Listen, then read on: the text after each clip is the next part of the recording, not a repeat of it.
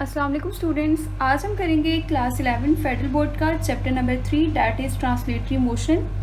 और हम इस चैप्टर में इक्वेशंस ऑफ मोशन को कर रहे थे। First equation of motion last video में हमने ड्राइव कर ली थी, तो इस वीडियो में इंशाल्लाह हम सेकंड इक्वेशन ऑफ मोशन को कवर करेंगे। ठीक है, किस तरह से ड्राइव करना है सेकंड इक्वेशन ऑफ मोशन को हम इस वीडियो में सीखेंगे। ठीक है, अगर आपने ये फर्स्ट इक्वेशन ऑफ मोशन की वीडियो नहीं देखी है ना, जिसमें मैंने ये आपको first equation of motion drive करवाई, तो आप इसको लाजमी देख लें, क्योंकि जो ग्राफ हमने इस इक्वेशन ऑफ मोशन में बनाया था एग्जैक्टली वही ग्राफ हम सेकंड इक्वेशन ऑफ मोशन में बनाएंगे और वही ग्राफ हम थर्ड इक्वेशन ऑफ मोशन में बनाएंगे। तो बार बार हम उस ग्राफ को जो है एक्सप्लेनेशन नहीं करेंगे उसकी, मैंने आपको फर्स्ट इक्वेशन ऑफ मोशन में करवा दिया, आप उसको लाजमी देखें। ठीक है, ताकि आपके कॉन्सेप्ट्स क्लियर हो जाएं।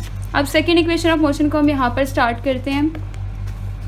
तो आपने सबसे पहले क्या कर लेना है, वही जो स्टार्टिंग आपने फर्स्ट इक्वेशन ऑफ मोशन की थी ना, कि क्या करना था। फर्स्ट इक्वेशन ऑफ मोशन की स्टार्टिंग कैसे की थी, हमने क्या लिखा था, कंसिडर अ बॉडी, एक बॉडी कंसिडर करनी है जो मूव कर रही है विद इनिशियल वेलोसिटी वी आई।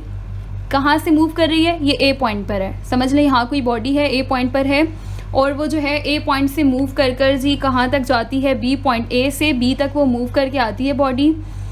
तो यहाँ जब ए पॉइंट पर थी तो उसकी वेलोसिटी क्या थी, initial velocity is moving in a straight line. वो बॉडी मूव कर रही है ना स्ट्रेट लाइन, तो ये रही वो स्ट्रेट लाइन। ठीक है, इसमें वो बॉडी मूव कर रही है विद अ कांस्टेंट एक्सेलरेशन। अब एक्सेलरेशन जो है ना, यहाँ पर बॉडी की कांस्टेंट एक्सेलरेशन क्यों प्रोड्यूस हुई, क्योंकि इनिशियल से फाइनल वेलोसिटी क्या हुई है, चेंज हुई है। तो जब वेलोसिटी चेंज होती है तो एक्सेलरेशन प्रोड्यूस होती है। और कैसी एक्सेलरेशन प्रोड्यूस हुई है, कांस्टेंट एक्सेलरेशन प्रोड्यूस हुई है, ये याद रखना है आपने। अब कांस्टेंट एक्सेलरेशन क्या होता है, मैंने बड़ी डिटेल में आपको पढ़ाया है फर्स्ट जो इक्वेशन ऑफ मोशन करवाई है उसमें। ठीक है, आप उसको लाजमी देख लें। उसके बाद है its velocity becomes V F. जब वो बी पॉइंट पर पहुंचती है ना, तो उसकी वेलोसिटी क्या हो जाती है, वी एफ, यानी फाइनल वेलोसिटी बन जाती है आफ्टर टाइम टी, कुछ टाइम टी के बाद। यानी क्या कह रहे हैं, बॉडी पहले ए पॉइंट पर थी, उसकी वेलोसिटी इनिशियल वेलोसिटी थी, वो मूव कर रही है, कुछ टाइम लगता है उससे, और वो बी पॉइंट पर चली जाती है और उसकी फाइनल वेलोसिटी यानी वी एफ हो जाती है। वेलोसिटी में चेंज आता है, उसके नतीजे में क्या प्रोड्यूस होती है, एक्सेलरेशन। कैसी एक्सेलरेशन प्रोड्यूस होती है, कांस्टेंट एक्सेलरेशन प्रोड्यूस होती है। क्लियर हो गया। अब यहाँ पर हमने जो ग्राफ बनाया है आपको समझ आ गया होगा कैसे बनाया है। ठीक है, बस इस ग्राफ में कुछ चीज़ें जो हैं आपने याद रखनी हैं जी। वो चीज़ें क्या हैं, पहला तो आपने ये कहना है कि ए पॉइंट पे बॉडी की वेलोसिटी क्या थी, इनिशियल वेलोसिटी थी, और बी पर फाइनल है। तो बॉडी यहाँ से यहाँ तक मूव करके, तो नीचे ये जो ग्रीन कलर किया हुआ है ना मैंने, ये इसी वजह से किया हुआ है कि आपको समझ आए कि ये सारा एरिया बॉडी ने क्या किया है, ट्रेवल किया है, कवर किया है ये बॉडी ने। ठीक है, तो ये जो ग्रीन कलर का एरिया है, क्योंकि बॉडी ऊपर तो नहीं जा रही ना, ये एरिया कवर नहीं हुआ, नीचे का सारा एरिया बॉडी है, क्योंकि यहाँ से यहाँ तक आई है, तो ये एरिया उसी के under, area under the graph. तो ये जो है बॉडी ने ये सारा ट्रेवल किया है एरिया। और इनिशियल वेलोसिटी यहाँ पर है ना ए पॉइंट पर, तो यहाँ से यहाँ तक ये सारी बॉडी की ये क्या होगी, ओ से लेकर ए तक क्या है, इनिशियल वेलोसिटी है। अच्छा, जब बॉडी बी तक पहुँच गई थी तो फाइनल वेलोसिटी है ना, तो हम ये कहेंगे कि ये अगर फाइनल है तो बिल्कुल यहाँ से आप लाइन ड्रॉ करें, तो ये भी यहाँ इस पॉइंट पर भी कौन सी वेलोसिटी होगी, फाइनल। तो ओ से लेकर इस पॉइंट तक जो है आपके पास ये सारी क्या वेलोसिटी है, फाइनल वेलोसिटी है। तो इतनी सी इनिशियल वेलोसिटी है और ये सारी क्या वेलोसिटी है, यहाँ तक फाइनल वेलोसिटी है। बस ये दो बातें आपने याद रखनी है। ठीक है, उसके बाद आप ज़रा इस शेप को देखें, जो एरिया बॉडी ने कवर किया है मैंने अलग से बना दिया है यहाँ पर, बिल्कुल वो जो एरिया है वो ये बना दिया मैंने। तो ये तो एक ट्रेपीजियम की शेप लग रही है, मतलब ट्रेपीजियम जैसी शेप है। तो ट्रेपीजियम क्या है जी, नाम क्या क्या था, ओ ए बी डी, वही नाम मैंने रखा है, ओ ए बी डी। तो ओ ए बी डी जो है ये वो एरिया है या वो डिस्टेंस है, distance is denoted by S. तो ये वो डिस्टेंस है जो बॉडी ने क्या किया है, ट्रेवल किया है, तो वो ट्रेपीजियम के इक्वल है। ठीक है, तो ट्रेपीजियम का जो एरिया है, यानी बॉडी ने जो डिस्टेंस ट्रेवल किया है वो ट्रेपीजियम के एरिया के बराबर है, ट्रेपीजियम जो शेप है।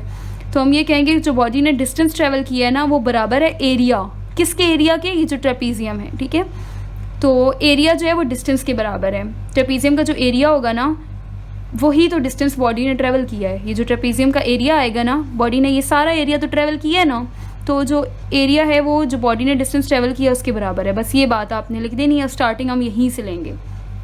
इसके अलावा ट्रेपीजियम में पैरेलल साइड्स कौन सी हैं, ये देखें ज़रा। ओ ए जो साइड है ये किसके पैरेलल है, बी डी के। ओ ए साइड बी डी साइड के पैरेलल है। पैरेलल का मतलब ये है कि ये कहीं भी जुड़ नहीं रही, आपस में मिल नहीं रही, कहीं भी इंटरसेक्ट नहीं कर रही। ठीक है, तो ये दोनों जो हैं आपस में पैरेलल हैं, और इन दोनों पैरेलल लाइंस के दरमियान डिस्टेंस क्या है, ये ओ डी। इन दोनों के दरमियान फासला कितना है, ओ डी। बस ये अब यहाँ से हम करते हैं डेरिवेशन। अभी मैंने आपको सिर्फ ग्राफ समझाया है, ठीक है। हम इसी ग्राफ को आगे लेकर चलेंगे और डेरिवेशन करेंगे। तो ग्राफ आपको समझ आ गया कि भाई बॉडी यहाँ से यहाँ तक मूव की और जो डिस्टेंस उसने मूव किया वो एरिया ऑफ ट्रेपीजियम ही है, ठीक है ना। एरिया ऑफ ट्रेपीजियम को यूज़ करेंगे तो वो वही है जो बॉडी ने डिस्टेंस ट्रेवल किया है। तो स्टार्ट करते हैं डेरिवेशन। हमने सबसे पहले कहना है total distance travel by a body. Body ने जो टोटल डिस्टेंस एस ट्रेवल किया है, ये वाली बात एस ट्रेवल किया है इस total area under the graph, वो वही डिस्टेंस है जो इस ग्राफ के नीचे ये सारा जो एरिया है। और ये एरिया किसका है, याद रखें ये एरिया किसका है, ट्रेपीजियम का। तो हम कहेंगे जो टोटल डिस्टेंस बॉडी ने ट्रेवल किया है ना वो बराबर है किसके, एरिया ऑफ ट्रेपीजियम के। और नाम OABD क्यों आया है आपको अब पता है, ठीक है। तो ट्रेपीजियम के एरिया का फार्मूला आपको याद करना पड़ेगा, बस ये चीज़ है जो आपने याद करनी है, ठीक है। क्या याद करना है जी, ट्रेपीजियम के एरिया का फार्मूला एस, तो ये टोटल डिस्टेंस एस वैसे ही लिखा, इक्वल का साइन वैसे ही लगा दिया। ये जो एरिया ऑफ ट्रेपीजियम है इसकी जगह मैंने फार्मूला लगा दिया, ठीक है। फार्मूला याद करना है आपने, ठीक है। फार्मूला क्या है, 1/2 मल्टीप्लाई बाय, किससे मल्टीप्लाई करना है, सम कहते हैं प्लस को, यहाँ पे प्लस लगा देते हैं, ठीक है। सम किसका, सम ऑफ पैरेलल साइड्स। ट्रेपीजियम के जो पैरेलल साइड्स हैं उनका क्या लेना है, सम।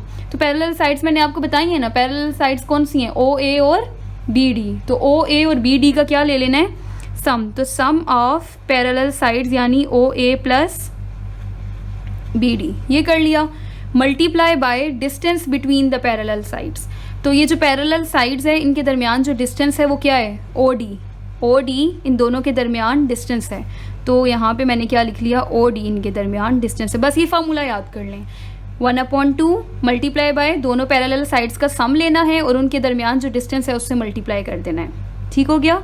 1/2 को मल्टीप्लाई करना है दोनों पैरेलल साइड्स के डिस्टेंस, दोनों पैरेलल साइड्स के सम से, और उसको आगे से मल्टीप्लाई कर देना है किससे, distance between the parallel sides. बस ये फार्मूला है और ये वैल्यू मैंने उसी के अकॉर्डिंग पुट कर दी।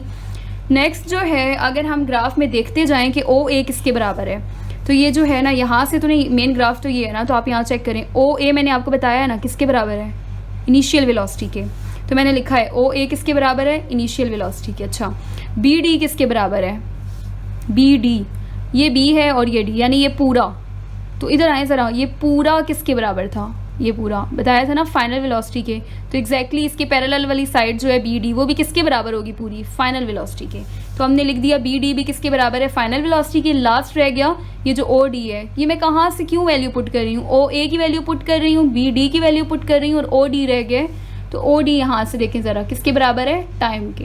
तो बस ये तीनों चीज़ें हमने लिखी और इधर पुट कर देनी है। S इक्वल है 1/2, OA की जगह क्या लिखना है, OA आपके पास VI है, ठीक है, प्लस BD आपके पास क्या है, तो BD आपके पास क्या है, VF है, और OD आपके पास क्या है, तो यहाँ पर OD आपके पास था जी टाइम,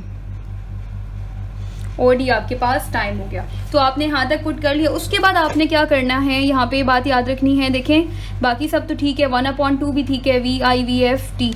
अब ये जो VF है इसका फार्मूला हमें पता है, कैसे पता है, फर्स्ट इक्वेशन ऑफ मोशन हमने ड्राइव की थी ना, जो ये लास्ट वीडियो में हमने first equation of motion drive की थी, क्या आया था, VF इक्वल है VI प्लस AT। तो फाइनल वेलोसिटी किसके बराबर है, VI प्लस AT, यानी जहाँ फाइनल वेलोसिटी मैं वहाँ ये वैल्यू पुट कर सकती हूँ, VI प्लस AT। तो ये देखें ज़रा, यहाँ पर फाइनल वेलोसिटी आ रही है ना, तो फाइनल वेलोसिटी की जगह हम यहाँ पर क्या वैल्यू लिख देंगे कि final velocity according to first equation of motion हमारे पास जो फाइनल वेलोसिटी है वो VI प्लस AT के बराबर है, ठीक है। तो यहाँ जो फाइनल वेलोसिटी है ना उसकी जगह VI तो मैंने वैसे ही लिख दिया, और ये जो फाइनल वेलोसिटी है इसकी जगह मैंने लिखा है VI प्लस AT। ये VI प्लस AT किसकी जगह लिखा है, फाइनल वेलोसिटी की जगह। कहाँ से लिखा है, from first equation of motion, और ये वाला T साथ वैसे ही लिख दिया है, ठीक हो गया। अच्छा, उसके बाद नेक्स्ट स्टेप क्या होगा जी, S इक्वल है 1/2, अच्छा VI प्लस VI, दोनों के पीछे जो कांस्टेंट है वो क्या, सॉरी कोएफिशिएंट है वो क्या है, 1 है। तो 1 + 1 2 हो जाएगा, और VI तो VI 2VI हो गए, और प्लस AT हमने वैसे ही लिख दिया, और मल्टीप्लाई बाय यहाँ पर क्या है, T है, T से मल्टीप्लाई किया है, ठीक है। अच्छा, अब नेक्स्ट स्टेप यहाँ पर क्या होगा जी, यहाँ पे नेक्स्ट स्टेप हम देख लेते हैं क्या होगा। आपने क्या करना है, अब T को जो है अंदर मल्टीप्लाई कर देना है दोनों से, T 2VI से भी मल्टीप्लाई होगा और T AT से भी होगा। तो क्या होगा यहाँ पर, S इक्वल है 1/2, अंदर हो जाएगा 2VIT और प्लस A, एक T तो पहले से है ना, दूसरा T मल्टीप्लाई होगा तो बेसिस सेम पावर Z, एक इसकी पावर भी 1 है, तो 1 + 1 क्या हो जाएंगी 2। तो t को t से मल्टीप्लाई करो t², ठीक है, at², ये हो गया। अब जो है ये जो आपके पास 1/2 है यहाँ पर, इसको आपने अंदर मल्टीप्लाई कर देना है 1/2 को, तो क्या हो जाएगा s इक्वल है 1/2 इंटू 2VIT, इससे भी मल्टीप्लाई हो गया 1/2, और 1/2 at² से भी मल्टीप्लाई हो गया, at² से भी मल्टीप्लाई हो गया। नेक्स्ट में देखें ये 2 और ये 2 कैंसिल हो गए, तो आपके पास क्या हो जाएगा s इक्वल है VIT, 1 तो मल्टीप्लाई होगा तो VIT ही आएगा, ठीक है, प्लस 1/2 at², ठीक है। तो ये आपके पास s इक्वल है VIT प्लस 1/2 at², ये आपके पास क्या कहलाती है जी, सेकेंड इक्वेशन ऑफ मोशन, ठीक है। और ये किस किस के दरमियान रिलेशन दे रही है, तो आप यहाँ पर देखें तो सेकेंड इक्वेशन ऑफ जो मोशन है ना, s equals to VIT plus 1/2 at², ये आपको रिलेशन दे रही है एक तो वेलोसिटी के जो इनिशियल वेलोसिटी है उसके दरमियान, ठीक है, एक्सेलरेशन के दरमियान, और तीसरी जो टर्म आ रही है यहाँ पर टाइम आ रही है, तो हम यहाँ पे लिख देंगे this is known as second equation of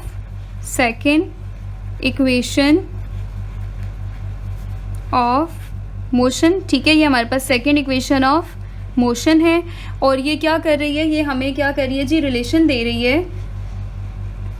it gives relation between, या it represents the relation between, it represents the relation between